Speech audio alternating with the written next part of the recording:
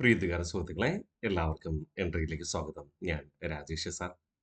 നമ്മൾ ഇന്ത്യ ചരിത്രത്തിലെ സ്വാതന്ത്ര്യ സമര കാലഘട്ടത്തില് ആദ്യഘട്ടമായ ഒന്നാം സ്വാതന്ത്ര്യ സമരം പഠിച്ചുകൊണ്ടിരിക്കുകയാണ്. ആദ്യ ക്ലാസ്സില് 1857 വിപ്ലവത്തിന്റെ മുൻഗാമികളെ കുറിച്ച് അല്ലെങ്കിൽ അതിനു മുമ്പുണ്ടായ ബ്രിട്ടീഷുകാർക്കെതിരെയുള്ള പ്രധാന കലാപങ്ങൾ പഠിച്ചു. കഴിഞ്ഞ ക്ലാസ്സിലൂടെ വിപ്ലവം പൊട്ടിപ്പുറപ്പെടാനുണ്ടായ കാരണവും വിപ്ലവം പൊട്ടിപ്പുറപ്പെട്ടത് ബ്രിട്ടീഷ് സൈനിക താവളമായ മീററ്റിൽ വെച്ചാണ് എങ്കിൽ പോലും ഇന്ത്യയിലെ ശിപായിമാരാണ് വിപ്ലവത്തിന് തുടക്കം കുറിച്ചതെങ്കിൽ പോലും അക്കാലഘട്ടത്ത് ഒട്ടനവധി നാട്ടുരാജ്യങ്ങളിലെ ഭരണാധികാരികൾക്ക് ബ്രിട്ടീഷുകാരോട് എതിർപ്പുണ്ടായിരുന്നു. ആ നാട്ടുരാജാക്കന്മാരെല്ലാം തന്നെ ശിപായിമാര് തുടക്കം കുറിച്ച മീററ്റിൽ തുടക്കം കുറിച്ച ഡൽഹിയിലേക്ക് അവർ എത്തിച്ചേർന്നപ്പോൾ ഇതാണ് ശരിയായ അവസരമെന്ന് ചിന്തിച്ചുകൊണ്ട് വിപ്ലവത്തിലേക്ക് ഇറങ്ങി പുറപ്പെട്ടു. അങ്ങനെയാണ് 1857 വിപ്ലവം ഉത്തർപ്രദേശ് ഉൾപ്പെടെയുള്ള വടക്കേ ഇന്ത്യയിലെ മിക്കവാറും എല്ലാ പ്രവിശ്യകളിലും വ്യാപിച്ചത്. ഇതിൽ ചില നാട്ടുരാജാക്കന്മാർ തമ്മിൽ പരസ്പര സഹകരണം ഉണ്ടായിരുന്നു. അതുകൊണ്ട് തന്നെ വിപ്ലവ കേന്ദ്രങ്ങളിലെ നേതാക്കൾ പഠിക്കുമ്പോൾ ആ നേതാക്കൾ ഒന്നോ രണ്ടോ അതിലധികമോ സ്ഥലങ്ങളിൽ ബ്രിട്ടീഷുകാരെ എതിരിട്ടതായി നമ്മൾ പഠിച്ചു. ശരിയല്ലേ? ഇന്നേ ദിവസം നമ്മൾ പ്രധാനമായും പഠിക്കാൻ ഉദ്ദേശിക്കുന്നത് കഴിഞ്ഞ ക്ലാസ്സിൽ പ്രധാനപ്പെട്ട വിപ്ലവ കേന്ദ്രങ്ങളും അവിടുത്തെ മേധാവികളെയും കുറിച്ച് പഠിച്ചു. ഇന്നേ ദിവസം അതിൽ പ്രധാനികളായ ചിലരെ കുറിച്ച് ആധികാരികമായി പഠിക്കാൻ പോവുകയാണ്. ആരംഭിച്ചാലോ? ഗുഡ്. നാനാ സാഹിബ്. ഇദ്ദേഹത്തിന്റെ യഥാർത്ഥ പേര് ദോണ്ട് പന്ത് എന്നായിരുന്നു. നമ്മൾ വൈസ്രോയിമാരെയും ഗവർണർമാരെയും കുറിച്ചൊക്കെ പഠിച്ചതാണ് അല്ലെ. അപ്പൊ സ്വാഭാവികമായിട്ട് അവിടെ നമ്മൾ ആംഗ്ലോ മറാത്ത യുദ്ധം പഠിച്ചിട്ടുണ്ടായിരുന്നു. 3 ആംഗ്ലോ മറാത്ത യുദ്ധങ്ങളാണ് ഉണ്ടായിരുന്നത്. അവസാന ആംഗ്ലോ മറാത്ത യുദ്ധം നടന്നത് എന്നാണെന്ന് നിങ്ങൾ ഓർക്കുന്നുണ്ടോ? എന്നായിരുന്നു അവസാന ആംഗ്ലോ മറാത്ത യുദ്ധം നടന്നത്? 1817-18 കാലഘട്ടത്ത്. ഈ 3-ാം ആംഗ്ലോ മറാത്ത യുദ്ധ കാലഘട്ടത്ത് മറാത്ത സാമ്രാജ്യത്തെ ബ്രിട്ടീഷർ പരാജയപ്പെടുത്തുകയും ആ മറാത്ത സാമ്രാജ്യത്തെ പൂർണ്ണമായും ബ്രിട്ടീഷ് അധീനതയിൽ കൂട്ടിച്ചേർക്കുകയും ചെയ്തു. മറാത്ത ഭൂപ്രദേശങ്ങൾ ഏകീകരിച്ചുകൊണ്ട് 1818 ബോംബെ പ്രവിശ്യ രൂപീകരിക്കുകയും ചെയ്തു എന്ന് നമ്മൾ പഠിച്ചു. ശരിയല്ലേ? തുടർന്ന് മറാത്ത സാമ്രാജ്യത്തിന്റെ ചക്രവർത്തി എന്ന സ്ഥാനം ഒഴിവാക്കുകയും പകരം മറാത്ത സാമ്രാജ്യത്തിന്റെ പ്രധാനമന്ത്രി പദം വഹിച്ചിരുന്ന പ്രധാനമന്ത്രി പേഷ്വ എന്നാണ് അറിയപ്പെടുക. പേഷ്വയ്ക്ക് താൽക്കാലിക അധികാരം നൽകുകയും ചെയ്തു. അപ്പോഴും നിങ്ങൾ മനസ്സിലാക്കുക, മറാത്ത സാമ്രാജ്യത്തിലെ പേഷ്വ എന്ന് പറയുന്നത് ബ്രിട്ടീഷ് ആധിപത്യം അംഗീകരിക്കുന്ന ബ്രിട്ടീഷുകാർക്ക് വേണ്ടി ഭരണം നടത്തുന്ന ഒരു നോമിനി ആയിട്ടാണ് കണക്കാക്കപ്പെടുക. മനസ്സിലായോ? അപ്പോൾ ഏതൊരു കാര്യം തീരുമാനിച്ചാലും ഏതൊരു കാര്യം പ്രവർത്തിക്കണമെന്നുണ്ടെങ്കിലും ആരുടെ അനുമതി ആവശ്യമാണ്? ബ്രിട്ടീഷ് ഈസ്റ്റ് ഇന്ത്യ കമ്പനിയുടെ അനുമതി ആവശ്യമാണ്. അങ്ങനെ 1818 മുതൽ മറാത്ത സാമ്രാജ്യത്തിലെ പ്രധാനമന്ത്രി പദമായ പേഷ്വ ആണ് അധികാരസ്ഥാനം വഹിക്കുന്നത്. ആർക്ക് വേണ്ടി? ബ്രിട്ടീഷുകാർക്ക് വേണ്ടി. അപ്പോ ബ്രിട്ടീഷുകാര് ആധിപത്യം അംഗീകരിച്ചിരുന്നത് കൊണ്ട് തന്നെ പേഷ്വ മറാത്ത സാമ്രാജ്യത്തിലെ പേഷ്വയ്ക്ക് എന്ത് കൊടുക്കും? നിശ്ചിത പെൻഷൻ അനുവദിച്ചിരുന്നു. അങ്ങനെ 1848 ആയപ്പോ ഡൽഹൌസി പ്രഭു ദത്തവകാശ നിരോധന നിയമം കൊണ്ടുവന്നു. നമ്മൾ പഠിച്ചതാണ് അല്ലെ. ദത്തവകാശ നിരോധന നിയമം അനുസരിച്ച് സ്വാഭാവിക അനന്തരാവകാശി ഇല്ലെങ്കിൽ ആ സാമ്രാജ്യം അല്ലെങ്കിൽ ആ രാജ്യം ബ്രിട്ടീഷ് ആധിപത്യം അംഗീകരിക്കുന്നതാണെങ്കിൽ ബ്രിട്ടീഷ് സാമ്രാജ്യത്തോട് കൂട്ടിച്ചേർക്കും. ഇതായിരുന്നു കാഴ്ചപ്പാട്. ഇത് തന്നെയാണ് നാനാ സാഹിബ് എന്ന വ്യക്തിത്വത്തെ വിപ്ലവത്തിലേക്ക് നയിക്കാനുണ്ടായ സാഹചര്യവും. ആരായിരുന്നു നാനാ സാഹിബ്? നാനാ സാഹിബ് രാജകുടുംബാംഗമായിരുന്നു അല്ലെങ്കിൽ പ്രഭു കുടുംബാംഗമായിരുന്നു? അല്ല. മറാത്ത സാമ്രാജ്യത്തില് പേഷ്വ ബാജിറാവു രണ്ടാമന്റെ വീട്ടില് കഴിഞ്ഞിരുന്ന അദ്ദേഹത്തിന്റെ സാമന്ത കുടുംബത്തിൽപ്പെട്ടവരായിരുന്നു നാനാ സാഹിബും അതുപോലെ തന്നെ ഝാൻസി റാണിയും താന്തിയ തോപ്പിയും ഒക്കെ. പേഷ്വ ബാജിറാവിന്റെ കൊട്ടാരത്തിലാണ് ഇവരൊക്കെ താമസിക്കുക. ബാല്യകാല സുഹൃത്തുക്കളാണ് നാനാ സാഹിബും താന്തിയ തോപ്പിയും അതുപോലെ തന്നെ ഝാൻസി റാണിയും. പേഷ്വ ബാജിറാവ് രണ്ടാമന് മക്കളില്ല. അതുകൊണ്ട് തന്നെ പേഷോ ബാജിറാവു എന്ത് ചെയ്യുന്നു? നാനാ സാഹിബിനെ ദത്തെടുക്കുന്നു. യഥാർത്ഥ പേര് ദോണ്ടുബന്ധു ആയിരുന്നു. ദത്തെടുത്തതിന് ശേഷമാണ് അദ്ദേഹത്തിന്റെ പേര് എന്തായിട്ട് മാറുക? നാനാ സാഹിബായിട്ട് മാറുക. അങ്ങനെ പേഷ്വാ ബാജിറാവു രണ്ടാമന് ശേഷം സ്വാഭാവികമായി അധികാരത്തിൽ വരേണ്ടത് ആരാണ്? നാനാ സാഹിബാണ്. പക്ഷെ ബ്രിട്ടീഷുകാരുടെ കാഴ്ചപ്പാടനുസരിച്ച് ബ്രിട്ടീഷ് ആധിപത്യം അംഗീകരിക്കുന്ന മറാത്ത സാമ്രാജ്യം ആരുടേതായിട്ട് മാറും? പൂർണ്ണമായും ബ്രിട്ടീഷുകാരുടേതായി മാറും. അതുകൊണ്ട് തന്നെ പേഷ്വാ ബാജിറാവു രണ്ടാമന് പെൻഷൻ അനുവദിച്ചിരുന്ന ബ്രിട്ടീഷുകാര് നാനാ സാഹിബിന് പെൻഷൻ നൽകാൻ തയ്യാറായില്ല. അങ്ങനെ നാനാ സാഹിബിന് പെൻഷൻ നൽകാതായപ്പോ നാനാ സാഹിബിന്റെ സദസ്യനായ അല്ലെങ്കിൽ പ്രധാനമന്ത്രിയായ അസ്മുല്ല ഖാൻ, പ്രധാനമന്ത്രി എന്ന പദത്തിന് പകരമായി ഉപയോഗിക്കുന്ന വാക്കാണ് എന്ത്? ദിവാൻ എന്ന് പറയുന്നത്. ദിവാൻ അഥവാ പ്രധാനമന്ത്രിയായ അസ്മുല്ല ഖാൻ എന്ത് ചെയ്യുന്നു? ബ്രിട്ടനിലേക്ക് പോവുകയാണ്.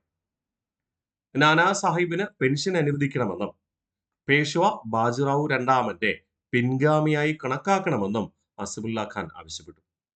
പക്ഷേ എന്ത് ചെയ്യാം? അസ്മുല്ല ഖാന്റെ ഈ ആവശ്യം ബ്രിട്ടീഷ് ഭരണാധികാരികൾ തിരസ്കരിച്ചു. അപ്പൊ അസ്മുല്ല ഖാൻ പറഞ്ഞു, അങ്ങനെയാണെങ്കിൽ തീർച്ചയായിട്ടും ബ്രിട്ടീഷുകാർ ഇതിന് കനത്ത വില നൽകേണ്ടി വരും. അതിശക്തമായ പ്രതിഷേധം നേരിടേണ്ടി വരും. അങ്ങനെ അസ്മുല്ല ഖാനാണ് ബ്രിട്ടീഷുകാരെ അറിയിക്കുന്നത്. ആർക്ക് വേണ്ടി? നാനാ സാഹിബിന് വേണ്ടിയിട്ട്. നാനാ സാഹിബ് ഉറപ്പായും പ്രതിഷേധത്തിലേക്ക് പോകുമെന്ന്. അതുകൊണ്ടാണ് നമ്മൾ അസ്മുല്ല ഖാനെ എന്തെന്ന് വിളിക്കുക? വിപ്ലവത്തിന്റെ അംബാസിഡർ എന്ന് വിളിക്കുക, വിപ്ലവത്തിന്റെ പ്രചാരകൻ എന്ന് വിളിക്കുക. ഓക്കെ, അങ്ങനെ നമ്മുടെ അസ്മുല്ല ഖാൻ തിരിച്ചു വരുന്നു. നാനാ സാഹിബിനോട് യഥാർത്ഥ വിവരം പറയുന്നു. ബ്രിട്ടീഷുകാർ അംഗീകരിക്കുന്നില്ല. അപ്പൊ നാനാ സാഹിബ് എന്ത് ചെയ്യാൻ തീരുമാനിച്ചു? പ്രത്യക്ഷ സമരം ആരംഭിക്കാൻ തീരുമാനിക്കുകയാണ്. ആ സാഹചര്യത്തിലാണ് നമ്മുടെ ശിപായികൾ മീററ്റില് എന്ത് ചെയ്യുന്നത്? വിപ്ലവം ആരംഭിക്കുന്നത്. അതേ തുടർന്ന് നാനാ സാഹിബ് ബ്രിട്ടീഷുകാരോട് എതിർപ്പുള്ള പ്രാദേശിക നാട്ടുരാജ്യങ്ങളുമായി ആശയവിനിമയം നടത്തുകയാണ്. ആ ആശയവിനിമയത്തിന് നേതൃത്വം നൽകിയത് നാനാ സാഹിബിന് വേണ്ടി ആര് തന്നെ? അസ്മുല്ല ഖാൻ തന്നെ. അതിശക്തമായി ബ്രിട്ടീഷുകാർക്കെതിരെ പോരാടുവാനും കൃത്യമായി ആസൂത്രണം ചെയ്യുവാനും നാനാ സാഹിബാണ് മറ്റ് നാട്ടുരാജ്യങ്ങളെ പ്രേരിപ്പിച്ചത്, സഹായിച്ചത്. അതുകൊണ്ട് തന്നെ നാനാ സാഹിബിനെ നമ്മൾ എന്തെന്ന് വിളിക്കുന്നു? 1857 വിപ്ലവത്തിന്റെ ബുദ്ധി കേന്ദ്രം എന്ന് വിളിക്കുന്നു. നമ്മൾ ലോക ചരിത്രം പരിശോധിച്ചു കഴിഞ്ഞാൽ ബ്രിട്ടീഷുകാർക്കെതിരെ അതിശക്തമായ ഏറ്റുമുട്ടൽ നടത്തി പരാജയപ്പെട്ടിട്ട് പോലും തിരികെ വന്ന് അതിശക്തമായി പോരാടിയ ഒരു നേതാവായിരുന്നു ഫ്രഞ്ച് ഭരണാധികാരിയായ നെപ്പോളിയൻ. 1814 ബ്രിട്ടനോട് പരാജയപ്പെട്ടു. തുടർന്ന് അദ്ദേഹം നാടുകടത്തപ്പെടുകയാണ്. എങ്കിലും അദ്ദേഹം എന്ത് ചെയ്യുന്നു? എൽബയിലേക്ക് നാടുകടത്തപ്പെട്ട അദ്ദേഹം വീണ്ടും ഫ്രാൻസിൽ തിരികെ എത്തി 1815 അദ്ദേഹം വീണ്ടെടുത്തു. 1815 ബ്രിട്ടനുമായി ഏറ്റുമുട്ടുകയാണ്. അദ്ദേഹം അതിൽ പരാജയപ്പെട്ടു പോയെങ്കിലും നാടുകടത്തപ്പെട്ട നെപ്പോളിയൻ തിരികെ വന്ന് വീണ്ടും ആത്മാർത്ഥമായി അദ്ദേഹം പോരാടുകയാണ്. അതുകൊണ്ട് ആ അർത്ഥത്തിൽ നാനാ സാഹിബിനെയും നമ്മൾ എന്തെന്ന് വിളിക്കുക? മൂന്നാം നെപ്പോളിയൻ എന്ന് വിളിക്കുന്നു. അപ്പൊ മൂന്നാം നെപ്പോളിയൻ എന്നറിയപ്പെടുന്നത് ആരാണ്? നാനാ സാഹിബാണ്. ഒരിക്കൽ പരാജയപ്പെട്ടു, പിൻവാങ്ങേണ്ടി വന്നു, തിരികെ അതിശക്തമായി പോരാടി. പക്ഷേ വീണ്ടും നാനാ സാഹിബിന് പരാജയമായിരുന്നു ഫലം. എങ്കിലും ചരിത്രകാരന്മാര് നാനാ സാഹിബിനെ എന്തെന്ന് വിളിക്കുന്നു? മൂന്നാം നെപ്പോളിയൻ എന്ന് വിളിക്കുന്നു. കാൺപൂരിലെ കലാപത്തിന്റെ പ്രധാന നേതാവ് ആരെന്ന് ചോദിച്ചാൽ നാനാ സാഹിബാണ്. നാനാ സാഹിബ് നമ്മൾ പറഞ്ഞു ആരുടെ? പേഷോ ബാജിറാവു രണ്ടാമന്റെ ദത്തുപുത്രനാണ്. അദ്ദേഹത്തിന്റെ ദിവാൻ പ്രധാനമന്ത്രിയാണ് അസ്മുല്ല ഖാൻ എന്ന് പറയുന്നത്. സൈനിക ഉപദേഷ്ടാവ് എന്ന് പറയുന്നത് താന്തിയ തോപ്പിയും. ഞാൻ നിങ്ങളോട് പറഞ്ഞു പേഷ്വ ബാജിറാവു രണ്ടാമന്റെ കൊട്ടാരത്തിൽ താമസിച്ചിരുന്നവരാണ് നാനാ സാഹിബും താന്തിയ തോപ്പിയും അതുപോലെ തന്നെ ഝാൻസി റാണിയും ബാല്യകാല സുഹൃത്തുക്കളാണ്. നാനാ സാഹിബ് അധികാരത്തിൽ വന്നപ്പോ തന്റെ വിശ്വസ്തനായ സ്നേഹിതനായ താന്തിയ തോപ്പിയെ എന്താക്കി നിയമിക്കുകയാണ്? സൈനിക ഉപദേഷ്ടാവായി നിയമിക്കുകയാണ്. മനസ്സിലായോ? ഓക്കെ, അപ്പോ ഞാൻ പറഞ്ഞതാണ് കഥ. പേഷ്വ ബാജിറാവുണ്ടോ?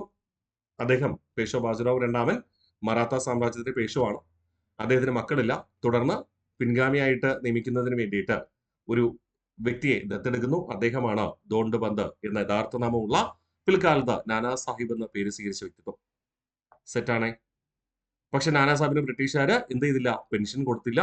അതിനെതിരെ രംഗത്ത് വന്നത് അസ്മുല്ല ഖാൻ. ബ്രിട്ടീഷുകാരുമായി സംസാരിച്ചു, യാതൊരു ഫലം ഉണ്ടായില്ല. അങ്ങനെ അതിശക്തമായ പ്രതിഷേധം ഉണ്ടാകുന്നു. നാട്ടുരാജ്യങ്ങളെ സംയോജിപ്പിച്ചുകൊണ്ട് ബ്രിട്ടീഷുകാർക്കെതിരെ പോരാടിയവരാണ് നാനാ സാഹിബ്. സെറ്റാണേ. അപ്പോ ഈ സ്ലൈഡിൽ പറയുന്ന കാര്യങ്ങൾ, ഇനി ഞാൻ പറഞ്ഞ കാര്യങ്ങൾ അടുത്ത സ്ലൈഡിൽ രേഖപ്പെടുത്തിയിട്ടുണ്ട്. നമുക്ക് നോക്കാം. നോക്കിയേ, 1851 മറാത്ത സാമ്രാജ്യത്തിന്റെ പേഷ്വ ആയിട്ട് നാനാ സാഹിബ് ചുമതലയേറ്റു. പക്ഷേ ബ്രിട്ടീഷുകാർ പെൻഷൻ നൽകാൻ തയ്യാറായില്ല.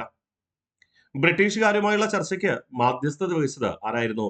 അസിമുല്ല ഖാൻ ആയിരുന്നു. അതുകൊണ്ടാണ് നമ്മൾ അസിമുല്ല ഖാനെ വിപ്ലവത്തിന്റെ അംബാസിഡർ, പ്രതിനിധി അഥവാ പ്രചാരകൻ എന്നൊക്കെ വിളിക്കുക.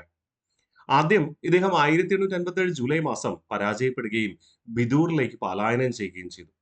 പക്ഷെ അദ്ദേഹം അതിശക്തമായി സൈനികരെ ഏകീകരിച്ചുകൊണ്ട് തിരികെ വന്നു. തിരികെ വന്ന് വീണ്ടും വിപ്ലവം നയിച്ചുവെങ്കിലും പരാജയപ്പെട്ടതിനെ തുടർന്ന് 1859 നേപ്പാളിലേക്ക് പലായനം ചെയ്തു. അപ്പോൾ ഒരിക്കൽ പരാജയപ്പെട്ടു, തിരികെ വന്നു, അതിശക്തമായും തിരികെ വന്നു. പക്ഷെ രണ്ടാമത്തെ തവണ പരാജയപ്പെട്ട എന്ത് ചെയ്യാണ്? നേപ്പാളിലേക്ക് പലായനം ചെയ്യുകയും ചെയ്യാം. ഈ ഒരു കാഴ്ചപ്പാടുള്ളത് കൊണ്ടാണ് നമ്മള് നാനാ സാഹിബിനെ എന്തെന്ന് വിളിച്ചത്? മൂന്നാം നെപ്പോളിയൻ എന്ന് വിളിക്കുക. നെപ്പോളിയൻ ആദ്യം പരാജയപ്പെട്ടു, നാടുകടത്തപ്പെട്ടു എൽബാദ്വീപിലേക്ക്. അത് കഴിഞ്ഞിട്ട് വീണ്ടും തിരികെ വരുന്നു, വീണ്ടും ബ്രിട്ടനോട് പരാജയപ്പെടുന്നു, വീണ്ടും അദ്ദേഹം നാടുകടത്തപ്പെട്ടു. മനസ്സിലായോ? ആദ്യം പരാജയപ്പെട്ടു, അതിശക്തമായി തിരിച്ചു വന്നു, വീണ്ടും പരാജയപ്പെട്ടു എന്ന കാഴ്ചപ്പാടുള്ളത് കൊണ്ടാണ് ഇദ്ദേഹത്തെ മൂന്നാം നെപ്പോളിയൻ എന്ന് വിളിക്കുക. പൂർണ്ണമായും നിങ്ങൾക്ക് മനസ്സിലായെന്ന് കരുതുന്നു. ഏത് രീതിയിൽ ചോദ്യം വന്നാലും നമുക്ക് എഴുതാനും കഴിയണം. അതുകൊണ്ടാണ് നമ്മൾ ഈ രീതിയിൽ തന്നെ മനസ്സിലാക്കി പഠിക്കുവാനായിട്ട് ശ്രമിക്കുക. റിവിഷൻ ചെയ്താലോ? നാനാ സാഹിബ്. നാനാ സാഹിബിന്റെ യഥാർത്ഥ പേര് ദോണ്ടുബന്ത് എന്നായിരുന്നു. 1857 വിപ്ലവത്തിന്റെ ബുദ്ധി കേന്ദ്രം എന്നറിയപ്പെടുന്നത് നാനാ സാഹിബാണ്. മൂന്നാം നെപ്പോളിയൻ എന്നറിയപ്പെടുന്നത് നാനാ സാഹിബ് തന്നെ. കാൺപൂർ കലാപത്തിന്റെ നേതാവ് എന്നറിയപ്പെടുന്നത് നാനാ സാഹിബ് തന്നെയാണ്. പേഷ്വ ബാജുറാവു രണ്ടാമന്റെ ദത്തുപുത്രൻ. ദിവാൻ അസിമുല്ല ഖാനാണ്. സൈനിക ഉപദേഷ്ടാവെന്ന് പറയുന്നത് താന്തിയ തോപ്പി. 1851 മറാത്ത സാമ്രാജ്യത്തിന്റെ പേഷ്വായി ചുമതലയേറ്റെങ്കിലും ബ്രിട്ടീഷുകാർ പെൻഷൻ നൽകാൻ തയ്യാറായില്ല. ബ്രിട്ടീഷുകാരുമായുള്ള ചർച്ചയ്ക്ക് മാധ്യസ്ഥത വഹിച്ചത് അദ്ദേഹത്തിന്റെ പ്രധാനമന്ത്രിയായ അസിമുല്ല ഖാനാണ്. 1857 ജൂലൈയിൽ അദ്ദേഹം പരാജയപ്പെടുകയും ബിദൂറിലേക്ക് പലായനം ചെയ്യുകയും ചെയ്തു. എന്നാൽ സൈനികരെ കൂട്ടിയോജിപ്പിച്ച് തിരികെ വന്ന് ഏറ്റുമുട്ടിയെങ്കിലും 1859 വീണ്ടും പരാജയപ്പെട്ടു. തുടർന്ന് നേപ്പാളിലേക്ക് പലായനം ചെയ്തു. ഇനി പറയുന്നു നാനാ സാഹിബിന്റെ സൈനിക മേധാവിയും ബാല്യകാല സുഹൃത്തുമായ താന്തിയ തോപ്പിയെ കുറിച്ച്. താന്തിയ തോപ്പിയുടെ യഥാർത്ഥ പേര് രാമചന്ദ്ര പാണ്ഡുരംഗ് എന്നാണ്. രാമചന്ദ്ര പാണ്ഡുരംഗ്. ഗറില്ല യുദ്ധമുറ സ്വീകരിച്ച വ്യക്തിത്വമാണ് താന്തിയ തോപ്പി. എന്താണ് ഈ ഗറില്ല യുദ്ധമുറ? ഗറില്ല യുദ്ധമുറ എന്ന് പറഞ്ഞു കഴിഞ്ഞാൽ നിങ്ങൾ മനസ്സിലാക്കുക, അത് ഒളിപ്പോരാണ്. ഒളിപ്പോർ യുദ്ധമുറത്തെയാണ്, ഒളിപ്പോരിനെയാണ് നമ്മൾ ഗറില്ല യുദ്ധമുറ എന്ന് വിളിക്കുക. ഈ ഒളിപ്പോര് അല്ലെങ്കിൽ ഗറില്ല യുദ്ധമുറ ആദ്യമായി രൂപം കൊണ്ടത് ഏത് വൻകരയിലാണ്? ഏത് വൻകരയിലാണ് രൂപം കൊള്ളുക? ഗറില്ല യുദ്ധമുറ എന്ന് വിളിക്കണമെന്നുണ്ടെങ്കിൽ ഗറില്ലകളുള്ള ഭൂപ്രദേശത്തായിരിക്കും. ഗറില്ല എന്ന് പറയുന്ന ജീവി ഇന്ത്യയിലുണ്ടോ? വിരളമാണ്, വളരെ വിരളമാണ്. അപ്പൊ ഗറില്ലകൾ എവിടെയാ ഉള്ളത്? യൂറോപ്പിലാണ്. യൂറോപ്പിൽ ആവിർഭവിച്ച യുദ്ധമുറയാണ് ഒളിപ്പോര് അഥവാ ഗറില്ല യുദ്ധമുറ. ഈ ഒളിപ്പോര് അഥവാ ഗറില്ല യുദ്ധമുറ അഥവാ യൂറോപ്യൻ യുദ്ധമുറ, യൂറോപ്യൻ യുദ്ധമുറ എന്ന് മറ്റൊരു പേരുടെ ഉണ്ട്. ഈ യുദ്ധമുറ ഇന്ത്യയിൽ ആദ്യമായി പ്രചരിപ്പിച്ചത് ആരാണ്? നിങ്ങൾ കേരള ചരിത്രം പഠിക്കുമ്പോൾ പഠിക്കുന്ന പ്രധാനപ്പെട്ട ഒരു പോയിന്റാണ്. പോർച്ചുഗീസുകാരാണ് കേരളത്തിൽ ആദ്യമായി ഒളിപ്പോര് അഥവാ യൂറോപ്യൻ യുദ്ധമുറ അഥവാ ഗറില്ല യുദ്ധമുറ പ്രചരിപ്പിക്കുക. യൂറോപ്യൻ രാജ്യമായ പോർച്ചുഗീസുകാർക്ക് അറിയാമെങ്കിൽ മറ്റ് യൂറോപ്യൻ രാജ്യങ്ങളായ ബ്രിട്ടനും ഫ്രാൻസും നെതർലൻഡും ഇവർക്കൊക്കെ എന്തറിയാം? ഒളിപ്പോര് അഥവാ ഗറില്ല യുദ്ധമുറ അറിയാം. ഇപ്പൊ ബ്രിട്ടീഷുകാര് ഗറില്ല യുദ്ധമുറയിൽ തൽപരരാണ്, മെച്ചപ്പെട്ട പരിശീലനം ലഭിച്ചവരുമാണ്. 1857 വിപ്ലവ കാലഘട്ടത്ത് ആ ഒളിപ്പോരെന്ന യൂറോപ്യൻ യുദ്ധമുറ ഉപയോഗിച്ചുകൊണ്ടാണ് ഇന്ത്യയിലെ വിപ്ലവകാരികളെ അവരെ നേരിടുന്നത്. അപ്പൊ ബ്രിട്ടീഷുകാര് ഉപയോഗിച്ച യുദ്ധമുറ അവർക്കെതിരെ ഉപയോഗിച്ച വ്യക്തിയാണ് ആര്? താന്തിയ തോപ്പി. അതുകൊണ്ട് നമ്മൾ അവിടെ പ്രാധാന്യം കൊടുത്ത് പറയുക. ബ്രിട്ടീഷുകാർക്കെതിരെ ഗറില്ല യുദ്ധമുറ സ്വീകരിച്ച വ്യക്തി, അതായത് ബ്രിട്ടീഷുകാരുടെ യുദ്ധതന്ത്രങ്ങൾക്ക് മറുപടിയായി അവരുടെ തന്നെ യുദ്ധതന്ത്രം സ്വീകരിച്ച വ്യക്തിയാണ് ആര്? താന്തിയ തോപ്പി എന്ന് പറയുക. അതുപോലെ നമ്മൾ കേരള ചരിത്രം പഠിക്കുമ്പോൾ അവിടെ നിങ്ങൾ പഠിക്കാറുണ്ട്, ബ്രിട്ടീഷുകാർക്കെതിരെ ഒളിപ്പോര് യുദ്ധമുറ സ്വീകരിച്ച കേരളത്തിലെ ആദ്യ പ്രാദേശിക ഭരണാധികാരി ആരായിരുന്നു? പഴശ്ശിരാജയായിരുന്നു. പഴശ്ശിരാജ ഒളിപ്പോര് യുദ്ധമുറ ബ്രിട്ടീഷുകാർക്കെതിരെ വയനാടൻ കുന്നുകളിൽ സ്വീകരിച്ചത് കൊണ്ട് പഴശ്ശിരാജയെ എന്തെന്ന് വിളിക്കാറുണ്ട്? Sardar K M Panikkar. പറങ്കിപ്പടയാളി എന്ന് വിളിക്കുന്നു. എന്തുകൊണ്ട് പറങ്കിപ്പടയാളി എന്ന് വിളിച്ചു? പറങ്കികൾ കൊണ്ടുവന്ന യുദ്ധമുറയായ ഒളിപ്പോര് പ്രയോഗിച്ച ആദ്യ പ്രാദേശിക ഭരണാധികാരി എന്നർത്ഥം. മനസ്സിലാവുന്നുണ്ടോ? അപ്പൊ ബ്രിട്ടീഷുകാർക്ക് ഒളിപ്പോര് അറിയാം. അവര് കൊണ്ടുവന്ന യുദ്ധമുറയ്ക്ക് അതേ നാണയത്തിൽ തിരിച്ചടി നൽകിയ വ്യക്തിത്വമാണ് ആര്? താന്തിയ തോപ്പി. അതാണ് അദ്ദേഹത്തെ വ്യത്യസ്തനാക്കുന്നത്. ഗോളിയോർ യുദ്ധത്തിൽ ഝാൻസി റാണിയെ സഹായിക്കാൻ എത്തിച്ചേർന്നു താന്തിയ തോപ്പി. കാൺപൂരില് നാനാ സാഹിബാണ് നേതൃത്വം നൽകുക നമ്മൾ പറഞ്ഞു. കാൺപൂരിലെ നാനാ സാഹിബിന്റെ സൈനിക മേധാവിയാണ് താന്തിയ തോപ്പി. ഗോളിയോറില് ഝാൻസി റാണി പരാജയപ്പെടുന്നതായപ്പോൾ ഝാൻസി റാണിയുടെ ആവശ്യപ്രകാരം ഗോളിയോറിൽ ഝാൻസി റാണിയെ സഹായിക്കാൻ എത്തിച്ചേരുന്നത് താന്തിയ തോപ്പിയാണ്. പക്ഷേ താന്തിയ തോപ്പിയുടെ സൈന്യം എത്തിച്ചേരുന്നതിന് മുൻപ് തന്നെ ഝാൻസി റാണിക്ക് മാരകമായി പരിക്കേൽക്കുകയും ഗോളിയോറിൽ നിന്ന് പിൻവാങ്ങേണ്ടി വരികയും ചെയ്തു. അത് ചരിത്രമാണ്. ഒരുപക്ഷെ താന്തിയ തോപ്പിയുടെ ഝാൻസി റാണിക്ക് മാരകമായി പരിക്കേൽക്കുന്നതിന് മുൻപ് എത്തിച്ചേർന്നിരുന്നുവെങ്കിൽ ജനറൽ ഹ്യൂഗ്രോസൻ അവിടെ ചിലപ്പോൾ പരാജയപ്പെട്ടു പോയേനെ. അത് ഝാൻസി റാണിയെ പരാജയപ്പെടുത്തിയ ബ്രിട്ടീഷ് സൈന്യാധിപനാണ് ഹ്യൂഗ്രോസ് എന്ന് പറയുക. അദ്ദേഹം ചിലപ്പോൾ പരാജയപ്പെട്ടു പോയേനെ എന്നാണ് നമ്മൾ പറയുക. അപ്പോൾ ഗോളിയോർ യുദ്ധത്തിൽ ഝാൻസി റാണിയെ സഹായിക്കുകയും ചെയ്തു ആര്? താന്തിയ തോപ്പി. ഞാൻ നിങ്ങളോട് പറഞ്ഞിരുന്നു, നാനാ സാഹിബും താന്തിയ തോപ്പിയും അതുപോലെ തന്നെ ഝാൻസി റാണിയും ഒക്കെ ബാല്യകാല സുഹൃത്തുക്കളാണ്. പേഷ്വ ബാജിറാവു രണ്ടാമന്റെ കൊട്ടാരത്തിലാണ് ഇവർ താമസിച്ചിരുന്നത്. അതങ്ങനെ ഝാൻസി റാണി അവിടെ താമസിക്കും? വിവാഹം കഴിച്ചു പോയതാണ് ഝാൻസിയിലേക്ക് കേട്ടോ. ബാല്യകാലത്ത് മറാത്ത സാമ്രാജ്യത്തിലാണ് ഇവർ ജീവിച്ചിരുന്നത്. കല്യാണം കഴിച്ച് കൊണ്ടുപോയതാണ് ഝാൻസിയിലെ രാജാവ് കേട്ടോ. ഡൗട്ട് ഉണ്ടാവല്ലേ. 1859 ഏപ്രിൽ 7-ാം തീയതി സർ കൊളിൻ ക്യാമ്പൽ ഈ താന്തിയ തോപ്പിയെ അറസ്റ്റ് ചെയ്തു. യഥാർത്ഥത്തിൽ താന്തിയ തോപ്പി എന്ന ധീരദേശാഭിമാനിയെ ബ്രിട്ടീഷുകാർക്ക് അറസ്റ്റ് ചെയ്യാൻ കഴിയുമായിരുന്നില്ല. അത്രത്തോളം ആയോധന പരിശീലനം നേടിയ ഒരു പോരാളിയായിരുന്നു അദ്ദേഹം. പക്ഷെ എന്ത് ചെയ്യാം, താന്തിയ തോപ്പിയെ മറ്റൊരു വ്യക്തി ഒറ്റുകൊടുത്തു. പകൽ സമയ യുദ്ധം കഴിഞ്ഞ് വിശ്രമിക്കുകയായിരുന്ന താന്തിയ തോപ്പിയെ ഒറ്റുകൊടുത്തത് സർദാർ മാൻസിംഗ് ആയിരുന്നു. ഒരുപക്ഷെ സർദാർ മാൻസിംഗിനോട് താന്തിയ തോപ്പി ഒറ്റുകൊടുത്തില്ലെങ്കിൽ ബ്രിട്ടീഷുകാർക്ക് താന്തിയ തോപ്പിയെ കീഴടക്കുക എന്നത് അസാധ്യമായ കാര്യമായിരുന്നു എന്നാണ് ചരിത്രകാരന്മാർ പറയുക. 1859 ഏപ്രിൽ മാസം 18-ാം തീയതി മധ്യപ്രദേശിലെ ശിവപുരിയിൽ വെച്ച് ജനമധ്യത്തിൽ ജനങ്ങൾ കാണുകയെ തൂക്കിക്കൊന്നു. ഈ ബ്രിട്ടീഷുകാർക്കെതിരെ കലാപം നയിക്കുന്നവരെ പലരെയും പൊതുസമൂഹത്തിന് മുന്നിലാണ് ശിക്ഷിക്കുന്നത്, തൂക്കിക്കൊല്ലുകയൊക്കെ ചെയ്യുന്നത്. എന്തുകൊണ്ടാ? വീണ്ടും അത്തരത്തിൽ വിപ്ലവകാരികൾ അല്ലെങ്കിൽ തീവ്രവാദികൾ ഉണ്ടാകാതിരിക്കുന്നതിന് വേണ്ടിയിട്ട്. അപ്പോൾ മധ്യപ്രദേശിലെ ശിവപുരിയിൽ വെച്ച് താന്തിയ തോപ്പിയെ തൂക്കിക്കൊന്നു. അതുകൊണ്ട് തന്നെ താന്തിയ തോപ്പിയുടെ ശവകുടീരം അല്ലെങ്കിൽ സ്മാരകം സ്ഥിതി ചെയ്യുന്നത് എവിടെയെന്ന് ചോദിച്ചാൽ നമ്മൾ പറയും മധ്യപ്രദേശിലെ ശിവപുരിയാണ്. സെറ്റാണേ. അപ്പൊ താന്തിയ തോപ്പി, അദ്ദേഹത്തിന്റെ യഥാർത്ഥ പേര് രാമചന്ദ്ര പാണ്ഡുരംഗ്. ബ്രിട്ടീഷുകാർക്ക് അറിയാമായിരുന്ന യൂറോപ്യൻ യുദ്ധമുറ അഥവാ ഒളിപ്പോര് അഥവാ ഗറില്ല യുദ്ധമുറ സ്വീകരിച്ച 1857 വിപ്ലവ കാലഘട്ടത്തെ പ്രധാന നേതാവ്. നമുക്കറിയാം, നാനാ സാഹിബ് കാൺപൂരിലാണ് വിപ്ലവത്തിന് നേതൃത്വം നൽകിയത്. അദ്ദേഹത്തിന്റെ സർവ്വസൈന്യാധിപനായ താന്തിയ തോപ്പിയും കാൺപൂരിൽ തന്നെയാണ് ബ്രിട്ടീഷുകാർക്കെതിരെ നേരിടുക. അതേസമയം ഗോളിയോർ യുദ്ധത്തിൽ ഝാൻസി റാണിയെ സഹായിക്കുകയും ചെയ്തു. 1859 ഏപ്രിൽ 7-ാം തീയതി സർ കൊളിൻ ക്യാമ്പൽ അറസ്റ്റ് ചെയ്തു. താന്തിയ തോപ്പി ഒറ്റുകൊടുത്ത ആരാണ്? സർദാർ മാൻസിംഗ് ആണ്. തുടർന്ന് 1859 ഏപ്രിൽ മാസം 18-ാം തീയതി മധ്യപ്രദേശിലെ ശിവപുരിയിൽ വെച്ച് അദ്ദേഹത്തെ തൂക്കിക്കൊന്നു.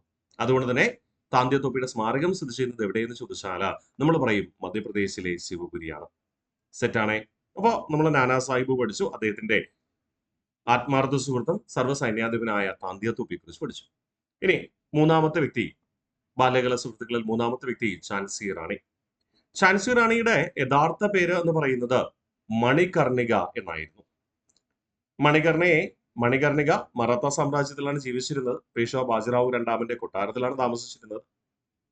വിവാഹം കഴിച്ച് കൊണ്ടുപോയതാണ് ഇവിടെ ഝാൻസിയിലേക്ക്. ഓക്കെ, നോക്കാം. ഝാൻസി റാണിയെ എങ്ങനെ വിശേഷിപ്പിക്കാറുണ്ട്? ഇന്ത്യയുടെ ജോൻ ഓഫ് ആർക്ക് എന്ന് വിശേഷിപ്പിക്കാറുണ്ട്. ആരാണ് ജോൻ ഓഫ് ആർക്ക് എന്ന് പറയുക? നിങ്ങൾക്ക് അറിയാമോ ആരാണ് ഈ ജോൻ ഓഫ് ആർക്ക്? നിങ്ങൾ ചിലപ്പോൾ കേട്ടിട്ടുണ്ടാവാം, ബ്രിട്ടനും ഫ്രാൻസും നമ്മൾ പൊതുവായി പരിശോധിക്കുമ്പോൾ ലോകമഹായുദ്ധത്തിലൊക്കെ ഒരേ ചേരിയിലാണെങ്കിലും പാരമ്പര്യമായി അയൽരാജ്യങ്ങളായ ബ്രിട്ടനും ഫ്രാൻസും തമ്മിൽ പലപ്പോഴും അതിർത്തി തർക്കങ്ങൾ ഉണ്ടായിരുന്നു. കോളനിയുടെ പേരില് അധികാര തർക്കങ്ങൾ ഉണ്ടായിരുന്നു. സ്വാഭാവികമായിട്ടും ബ്രിട്ടനും ഫ്രാൻസും ആധിപത്യത്തിന് വേണ്ടിയിട്ട് ഒരു യുദ്ധത്തിൽ ഏർപ്പെട്ടു. സാധാരണ യുദ്ധം എന്ന് പറയുമ്പോൾ ചിലപ്പോൾ 1 വർഷം നീണ്ടേക്കാം, ചിലപ്പോൾ 3-4 വർഷമൊക്കെ നീണ്ടേക്കാം. ലോകമഹായുദ്ധം പോലും 1-ാം ലോകമഹായുദ്ധം നീണ്ടുന്നത് ഏകദേശം 4.5 വർഷക്കാലം. 2-ാം ലോകമഹായുദ്ധം ഏകദേശം 6 വർഷക്കാലം. പക്ഷേ ബ്രിട്ടനും ഫ്രാൻസും തമ്മിൽ അധികാര മേധാവിത്വത്തിനു വേണ്ടി ആരംഭിച്ച യുദ്ധം ഏകദേശം 117 വർഷക്കാലം നീണ്ടു. 117 വർഷക്കാലം. അതുകൊണ്ട് ബ്രിട്ടനും ഫ്രാൻസും തമ്മിലുള്ള ഈ യുദ്ധത്തെ ശതവത്സര യുദ്ധം എന്നാണ് വിളിക്കുക. ശതവത്സര യുദ്ധം. ശതവത്സര യുദ്ധം വേറെ, വത്സര യുദ്ധം വേറെ. കേട്ടോ? ഈ ശതവത്സര യുദ്ധം നടക്കുന്നത് കൃത്യമായി പറഞ്ഞാല് 1337 തൊട്ട് 1337 തൊട്ട് 1453 വരെയാണ്. നമ്മള് ആംഗ്ലോ മൈസൂർ യുദ്ധം നടക്കുന്ന സമയത്ത് നമ്മള് മറ്റൊരു കാര്യം പഠിച്ചിട്ടുണ്ടായിരുന്നു. എന്താണെന്ന് ഓർമ്മയുണ്ടോ? 1767 മുതൽ 69 വരെയാണ് ആംഗ്ലോ മൈസൂർ യുദ്ധം. ആംഗ്ലോ മൈസൂർ യുദ്ധം ഉണ്ടാകാനുള്ള പ്രധാന കാരണം എന്ന് പറയുന്നത് തെക്കേ ഇന്ത്യയില് ഫ്രഞ്ച് അധീന പ്രദേശങ്ങൾ പ്രാദേശിക നാട്ടുരാജ്യങ്ങൾ പങ്കിട്ടെടുക്കാൻ ശ്രമിച്ചത് ആരെ ദേഷ്യത്തിലാക്കി? ബ്രിട്ടീഷുകാരെ. അപ്പൊ നിങ്ങൾ ചോദിക്കും, ഫ്രഞ്ച് അധീന പ്രദേശങ്ങൾ എവിടെ പോയി? ആ ഫ്രഞ്ച് അധീന പ്രദേശങ്ങൾ ഫ്രഞ്ചുകാരെ ഉപേക്ഷിക്കുവാനുള്ള കാരണം, അല്ലെങ്കിൽ ബ്രിട്ടീഷുകാർക്ക് വിട്ടുകൊടുക്കാനുള്ള കാരണം 1760 വാണ്ടിവാഷ് യുദ്ധമാണ്. ഈ വാണ്ടിവാഷ് യുദ്ധം എന്ന് പറയുന്നത് 1760 നടക്കുക. യഥാർത്ഥത്തിൽ 3-ാം കർണാട്ടിക് യുദ്ധ കാലഘട്ടത്തിൽ. 3-ാം കർണാട്ടിക് യുദ്ധ കാലഘട്ടത്തിൽ നടന്ന പ്രധാന യുദ്ധമാണ് 1760 വാണ്ടിവാഷ് യുദ്ധം. ആ വാണ്ടിവാഷ് യുദ്ധത്തിലൂടെ, അല്ലെങ്കിൽ 3-ാം കർണാട്ടിക് യുദ്ധത്തിലൂടെ ഫ്രഞ്ച് അധീന പ്രദേശങ്ങൾ പൂർണ്ണമായി ബ്രിട്ടീഷുകാർക്ക് ലഭിച്ചു. ആ ബ്രിട്ടീഷുകാർക്ക് ലഭിച്ച ഫ്രഞ്ച് അധീന പ്രദേശങ്ങൾ മൈസൂർ രാജാക്കന്മാർ കൈയടക്കാൻ ശ്രമിച്ചതാണ് എന്തിന് കാരണമായി മാറിയത്? 1-ാം ആംഗ്ലോ മൈസൂർ യുദ്ധത്തിന് കാരണമായി മാറുക. ഓക്കെ, അപ്പൊ നിങ്ങൾ മനസ്സിലാക്കേണ്ട കാര്യം ഇതാണ്.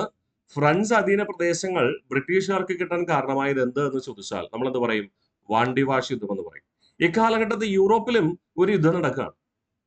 അതിനെ നമ്മൾ എന്തെന്ന് വിളിക്കും? സപ്തവത്സര യുദ്ധം എന്ന് വിളിക്കും. സപ്തവത്സര യുദ്ധം. അവിടെ 7 വർഷത്തെ യുദ്ധം നടക്കുകയാണ്. ഈ 3-ാം കർണാട്ടിക് യുദ്ധം ഇന്ത്യയിൽ നടക്കുന്ന അതേ സമയത്ത് തന്നെ യൂറോപ്പില് ബ്രിട്ടനും ഫ്രാൻസും തമ്മിൽ എന്ത് ചെയ്യുന്നു? മത്സരിക്കുന്നുണ്ട്. അതെന്താണ്? സപ്തവത്സര യുദ്ധം. സപ്തവത്സര യുദ്ധം. അത് 1756 മുതൽ 63 വരെയാണ്. അതായത് 3-ാം കർണാട്ടിക് യുദ്ധത്തിന്റെ അതേ കാലഘട്ടം. എന്നാൽ ഞാൻ ഇവിടെ ജോൺ ഓഫ് ആർക്കിന്റെ ചരിത്രം പറയുന്നതിന് വേണ്ടി പറഞ്ഞത് ശതവത്സര യുദ്ധമാണ്.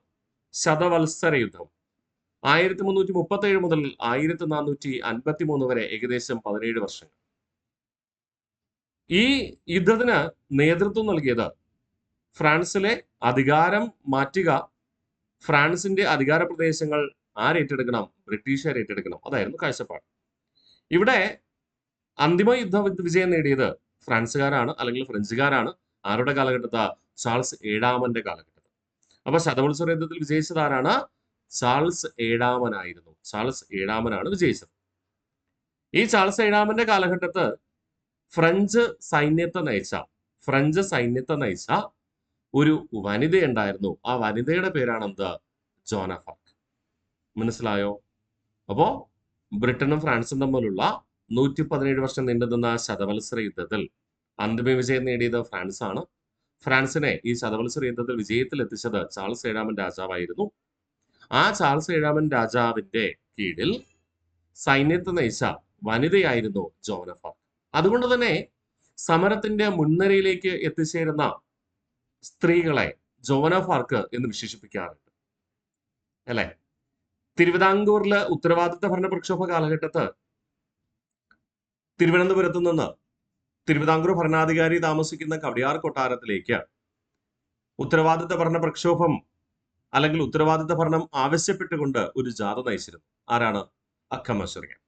അക്കമശറിയാനെ എന്തെന്നാണ് ഗാന്ധിജി വിശേഷിപ്പിച്ചത്? ജോൺ ഓഫ് ആർക്ക് എന്നാണ് വിശേഷിപ്പിക്കുക.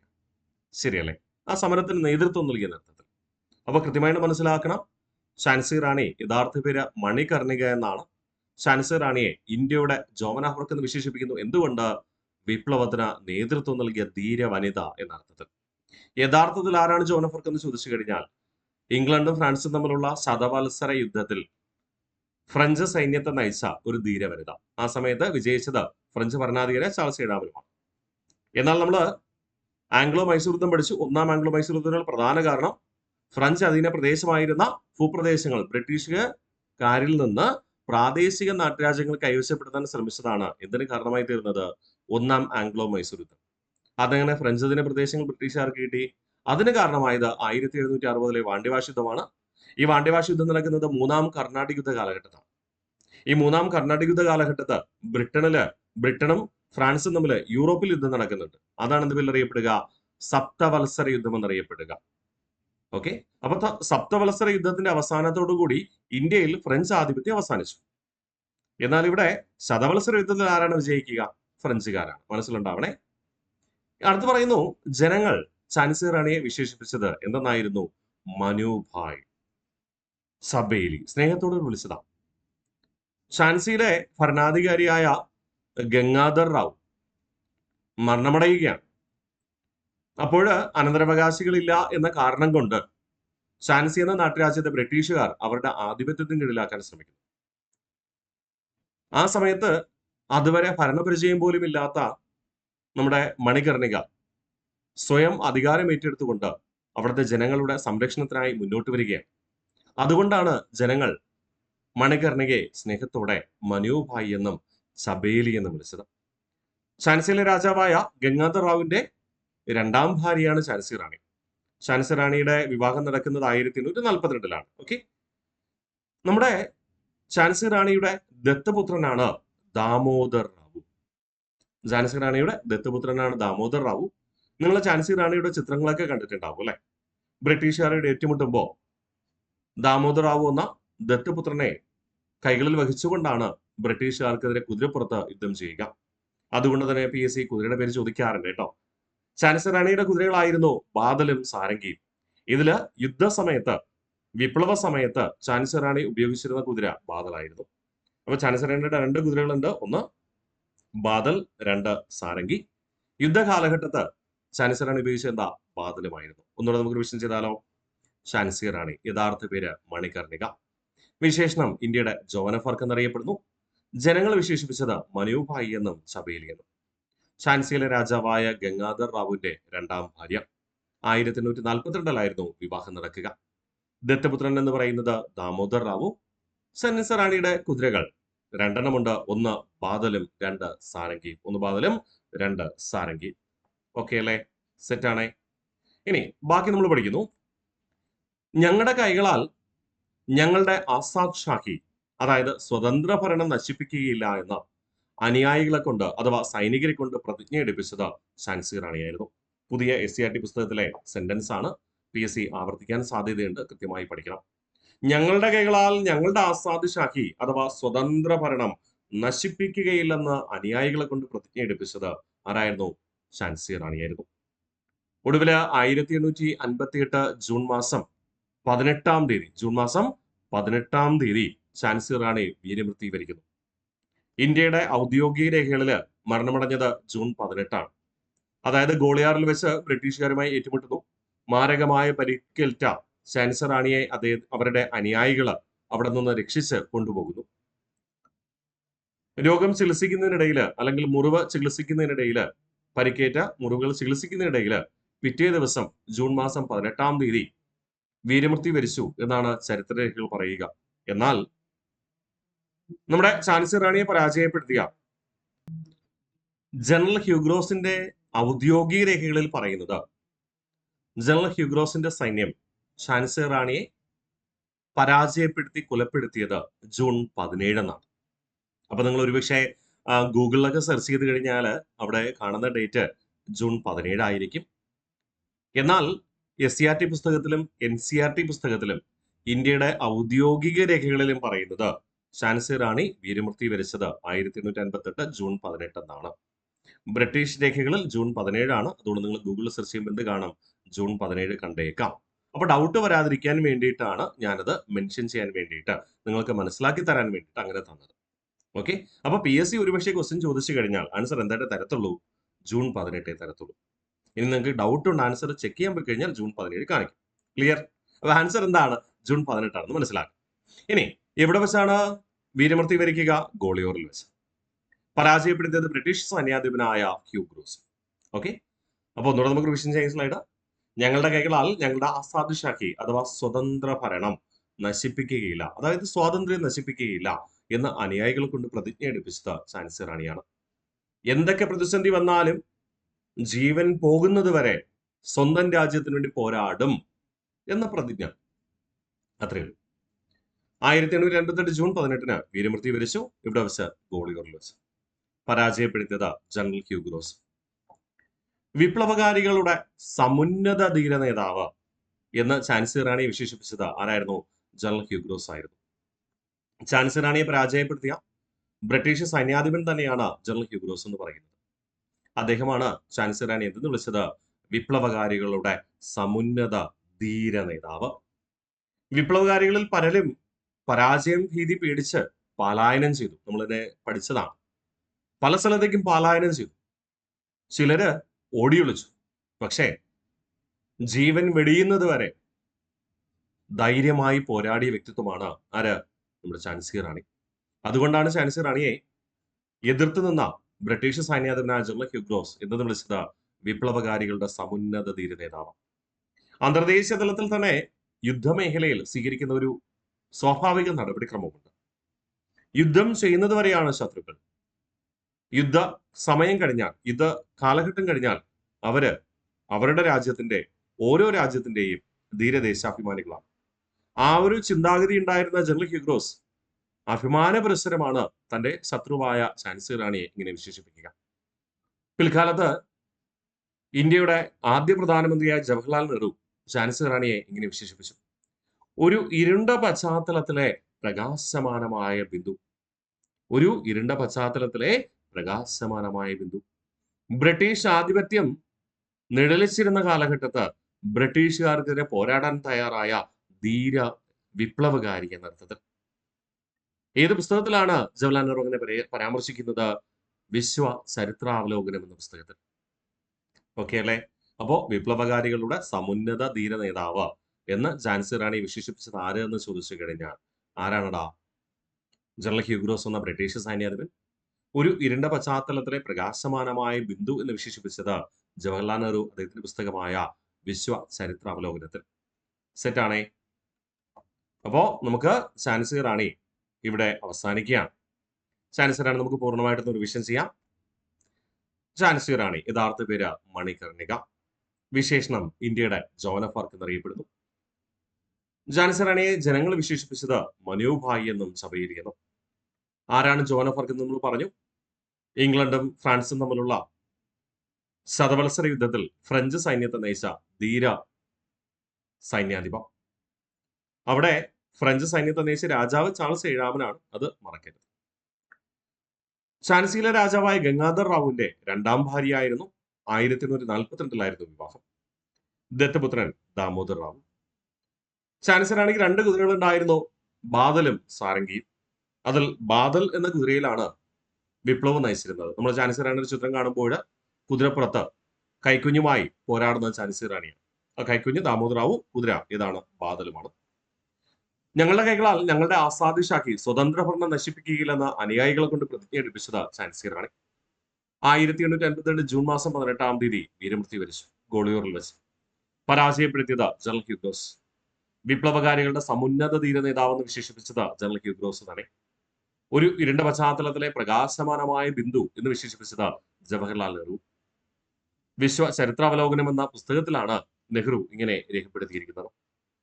ഇനി നമ്മൾ വിപ്ലവം അവസാനിപ്പിക്കുന്ന രീതിയിലേക്ക് പോവാണ്. വിപ്ലവവുമായി ബന്ധപ്പെട്ട മറ്റു ചില കാര്യങ്ങൾ. 1857 വിപ്ലവത്തിന്റെ സ്മാരകം സ്ഥിതി ചെയ്യുന്നത് ഡൽഹിയിലാണ്. അത് അറിയപ്പെടുന്നത് മിഠിനി മെമ്മോറിയൽ എന്നാണ്. അപ്പൊ 1857 വിപ്ലവത്തിന്റെ സ്മാരകം സ്ഥിതി ചെയ്യുന്നത് എവിടെയാണ്? ഡൽഹിയിലാണ്. അത് എന്ത് പേരിൽ അറിയപ്പെടുന്നു? മിഠിനി മെമ്മോറിയൽ എന്ന പേരിൽ അറിയപ്പെടുന്നു. 1972 അജത്ഗഡ് എന്ന് ഈ മിഠിനി മെമ്മോറിയൽ പുനർനാമകരണം ചെയ്തു.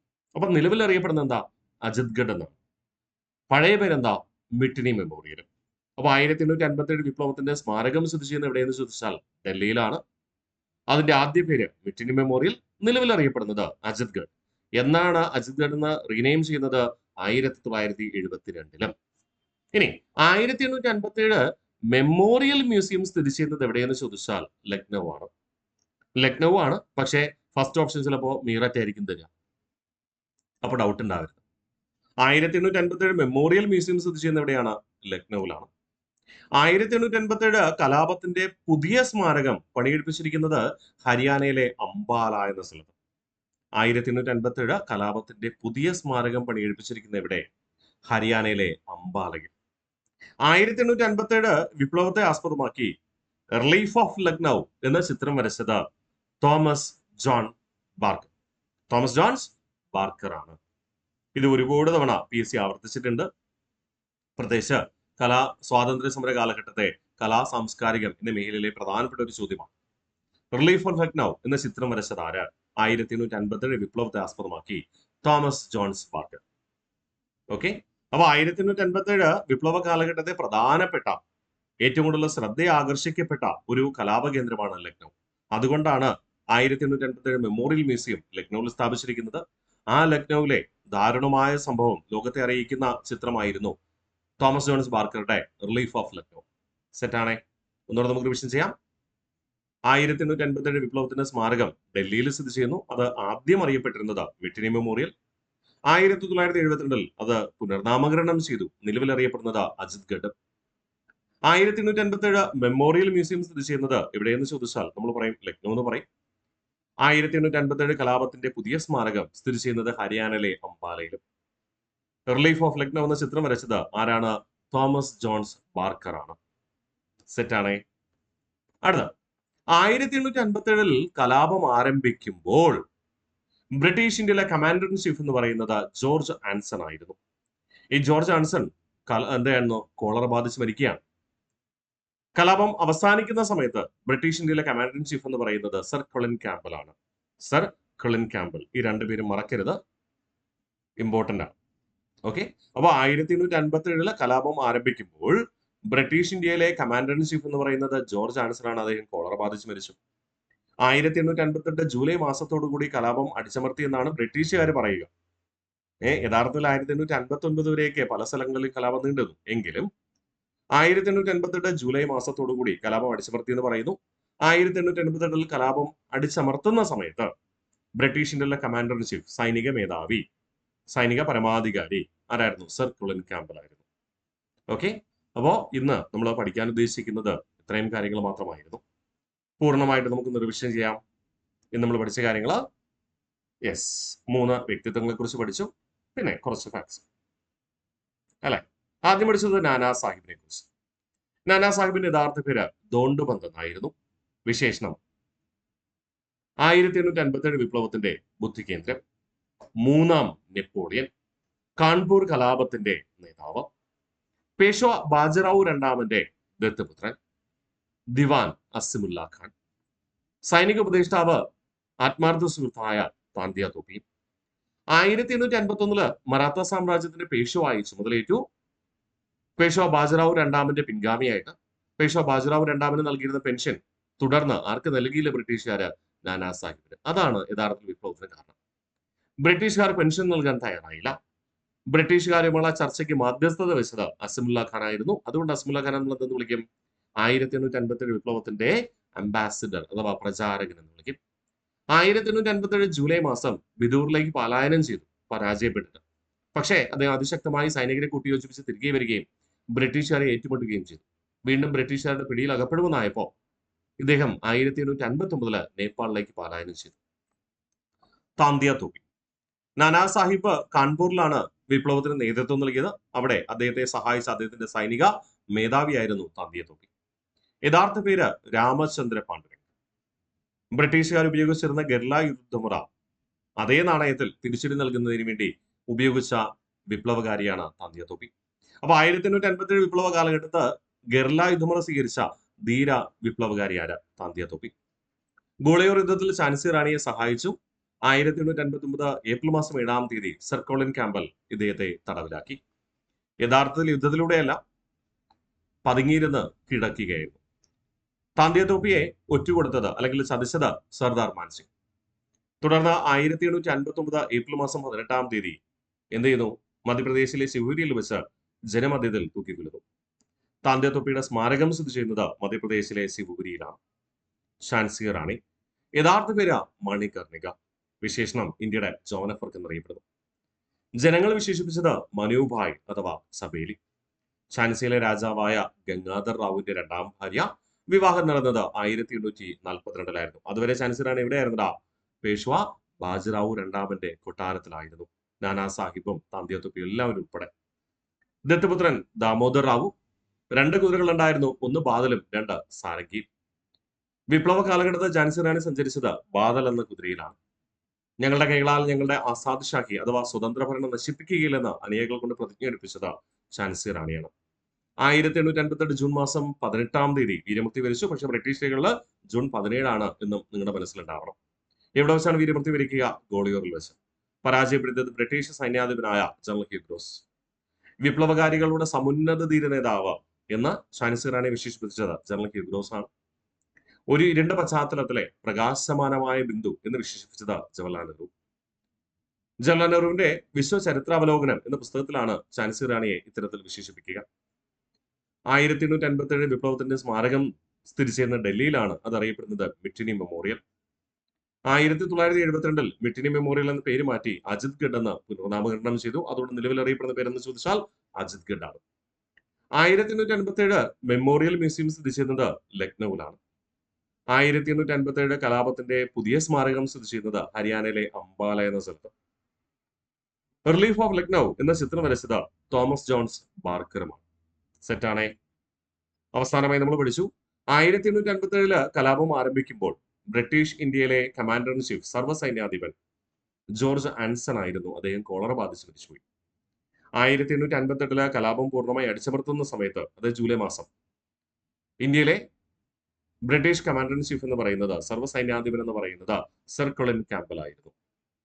ഓക്കെ, അപ്പോ 1857 വിപ്ലവവുമായി ബന്ധപ്പെട്ട കുറേയധികം കാര്യങ്ങൾ നമ്മൾ ഇന്നേ ദിവസം പഠിച്ചു. വിപ്ലവം അവസാനിക്കുന്നതുവരെ നമ്മൾ പഠിച്ചു എന്നതാണ് യാഥാർത്ഥ്യം. ഇനി അടുത്ത ക്ലാസ്സിൽ നമുക്ക് പഠിക്കേണ്ടത് 1857 വിപ്ലവം കഴിഞ്ഞതിന് ശേഷം ഈ വിപ്ലവത്തെ കുറേയധികം പേര് എന്ത് ചെയ്തു? പഠിച്ചു. കുറെ പേര് ഈ വിപ്ലവത്തെ ഓരോ രീതിയിൽ പ്രസ്താവിച്ചു. മറ്റു ചിലർ ഈ വിപ്ലവത്തെ ആസ്പദമാക്കി കുറെ പുസ്തകങ്ങൾ എഴുതി. അപ്പോ 1857 വിപ്ലവത്തിന്റെ വിശേഷണങ്ങൾ നമ്മൾ പഠിക്കണം, പുസ്തകങ്ങൾ പഠിക്കണം. തുടർന്ന് 1857 വിപ്ലവം ഉണ്ടാകാൻ കാരണം ബ്രിട്ടീഷ് ഈസ്റ്റ് ഇന്ത്യ കമ്പനിയുടെ ചില തീരുമാനങ്ങളാണെന്ന് ആരോപിച്ചുകൊണ്ട് ബ്രിട്ടീഷ് പാർലമെന്റ് ഇന്ത്യയുടെ അധികാരം ബ്രിട്ടീഷ് ഈസ്റ്റ് ഇന്ത്യ കമ്പനിയിൽ നിന്ന് നേരിട്ട് ആരേറ്റെടുത്തു? ബ്രിട്ടീഷ് പാർലമെന്റ് ഏറ്റെടുത്തു. ആ കാര്യമാണ് നമുക്ക് അടുത്ത ക്ലാസ്സിൽ പഠിച്ച് അവസാനിപ്പിക്കേണ്ടത്. അപ്പോൾ ഇന്ന് പഠിച്ച കാര്യങ്ങൾ പൂർണ്ണമായും പഠിച്ചിട്ട് വരിക. ബാക്കി നമുക്ക് അടുത്ത ക്ലാസ്സിൽ പഠിക്കാം.